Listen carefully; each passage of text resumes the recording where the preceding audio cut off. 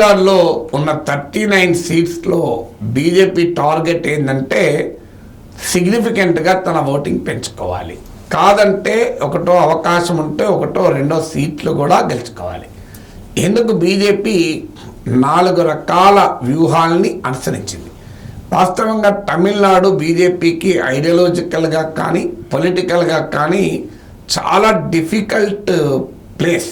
మీకు కర్ణాటకలో తెలంగాణలో కాస్త పెనట్రేట్ కాగలిగింది, ఈవెన్ కేరళలో కూడా కొంత ప్రభావం చూపగలిగింది. కేరళలో మైనారిటీ జనాభా ఎక్కువ ఉండడం వల్ల.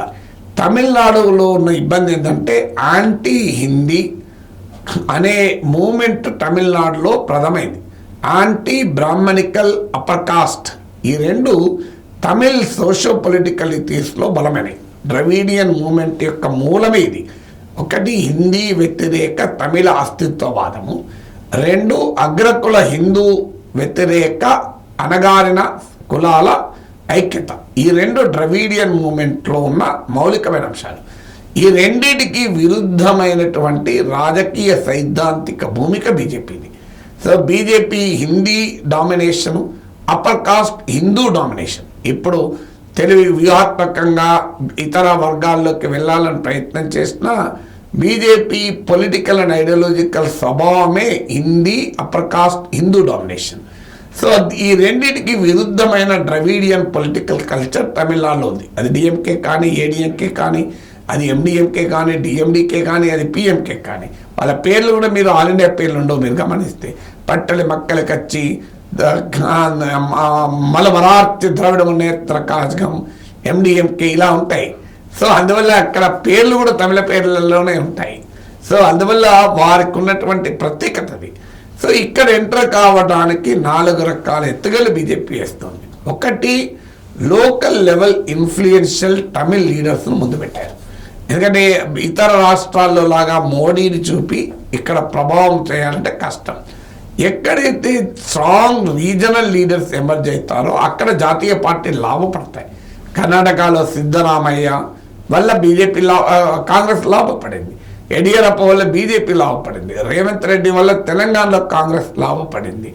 మీకు ఎక్కడైనా గుర్తించండి, regional level Bandi Sanjay emergency వల్ల బీజేపీ లాభపడింది. జాతీయ పార్టీలు ఏంటంటే జాతీయ స్థాయి నాయకత్వం తమ అభద్రతలో భాగంగా లోకల్ లీడర్షిప్ని ఎదగకుండా తొక్కివేస్తుంటారు.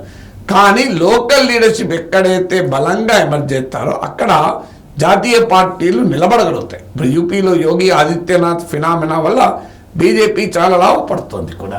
సో అలా ఈ వాస్తవాన్ని గుర్తించిన బీజేపీ తమకు హిందీ ప్రాంత జాతీయ నాయకులతో తమిళనాడులో రాజకీయం చేయలేమని గుర్తించి చాలా డైనమిక్ తమిళ్ లీడర్లను ఇంట్రడ్యూస్ చేసింది. అన్నామలై రూపంలో పార్టీ అధ్యక్షుడు, తమిళసాయి సౌందరరాజన్కు గవర్నర్ పదవి ఇచ్చి ఆమె పొలిటికల్ స్టేచర్ పెంచి తిరిగి తమిళనాడు పాలిటిక్స్లో రీఎంట్రీ చేయించింది. మీరు గమనిస్తే అందువల్ల అంతకుముందు తమిళసాయి సౌందరరాజన్ తమిళనాడులో బీజేపీ రాష్ట్ర అధ్యక్షురాలు, రోజుకో మాట మాట్లాడి వివాదాస్పద వ్యాఖ్యలు చేసే ఒక లీడర్. అలాంటి లీడర్ను రాష్ట్ర గవర్నర్ చేసే 5 ఏళ్ళు. ఎన్నికల ముందు ఆమెను రీఎంట్రీ ఇప్పించడం వల్ల ఆమె పొలిటికల్ స్టేచర్ పెంచాడు. సో అలా తమిళనాడులో అన్నామలై, తమిళసాయి సౌందరరాజన్ ఇలా లోకల్ లీడర్షిప్ని ఎమర్జ్ చేసి తమ రాజకీయాల్ని లోకల్ లీడర్స్ తమిళ్ నేతల నోట్లకెళ్ళి ఇప్పిస్తున్నారు. So through the Tamil leadership ఇది మొదటిగా బీజేపీ చేసిన ఎత్తుగడ. రెండవది, తాము హిందీ అనే భావన ఉంది కనుక దాన్ని ఎదుర్కోవటానికి తమిళ్ కల్చర్, తమిళ్ ఐడెంటిటీకి చాలా పెద్ద పీట వేస్తున్నట్లుగా బీజేపీ ప్రజెంట్ చేస్తుంది. అందుకే మీరు గమనించండి, మోడీ మన్ కీ బాత్లో కూడా మీకు చాలా తమిళ్ ఉదాహరణలు, తమిళ్ రెఫరెన్స్లు ఉంటాయి. అందుకే పార్లమెంట్లో కూడా రాజరాజ చోళుల కాలపు సింబల్ అయిన సెంగోల్ను పార్లమెంట్లో పెట్టారు. దాన్ని అమిత్ షా తమిళనాడు ప్రచారంలో కూడా అన్నారు. సెంగోల్కు అత్యంత గౌరవం ఇచ్చినందుకు తమిళనాడులో బీజేపీకి ఓటు వేయాలని కూడా పిలిపించాడు. దాంతోపాటు కాశీ తమిళ సంగమము, సౌరాష్ట్ర తమిళ సంగమం, అంటే బీజేపీకి బలమున్న నార్త్ అండ్ వెస్ట్తో తమిళ్ కల్చరల్ లింకును కలిపారు. అలా కలపడం ద్వారా తమిళ్ ఐడెంటిటీలో మేము సెలబ్రేట్ చేస్తున్నాము అనే భావన. అందుకే మీరు గమనించండి, అయోధ్యలో రామ మందిర ప్రారంభానికి కూడా మీకు మోడీ ధనుష్కోడిలో రామేశ్వరంలో ప్రత్యక్షమవుతాడు. అందువల్ల ఆ రకంగా తమిళ్ కల్చర్ ఐడెంటిటీకి తాము వ్యతిరేకం కాదు, తాము హిందీ డామినెన్స్ను సుప్రమసీని రిప్రజెంట్ చేయడము లేదు అనే ప్రయత్నం బీజేపీ చేయగలిగింది. ఇది రెండవది. మూడవది ఏంటి అంటే అక్కడ లోకల్ కాస్ట్ బేస్డ్ పాలిటిక్స్ ఎక్కువ. తమిళనాడులో కులాల ఆధారంగా కూడా పార్టీలు ఉంటాయి. అలా ఇన్ఫ్లుయెన్షియల్ పార్టీ. మీరు ఉత్తరప్రదేశ్లో కూడా ఇదే సోషల్ ఇంజనీరింగ్ బీజేపీ చేసింది. ఆడ వివిధ కమ్యూనిటీ, ఇప్పుడు అప్నాదల్ ఒక కాస్ట్, సంజయ్ నిషాద్ పార్టీ ఒక కాస్ట్ రిప్రజెంట్ చేస్తుంది. ఇలా చిన్న చిన్న కాస్ట్ను రిప్రజెంట్ చేస్తున్న పార్టీలు. ఇప్పుడు బెంగాల్లో రాజవంశీ మత్వాలను మొబిలైజ్ చేస్తుంది.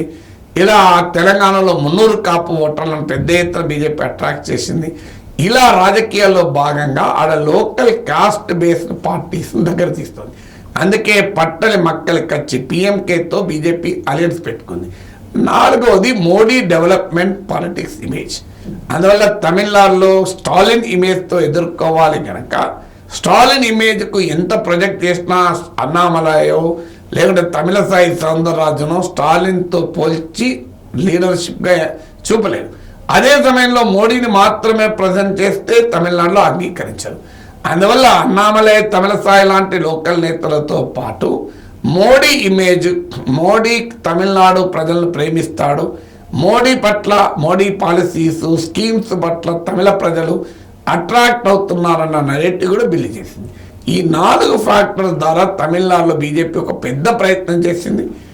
1-2 సీట్లు గెలుచుకోవాలని, కాదంటే కనీసం ఓట్లు పెంచుకోవాలని.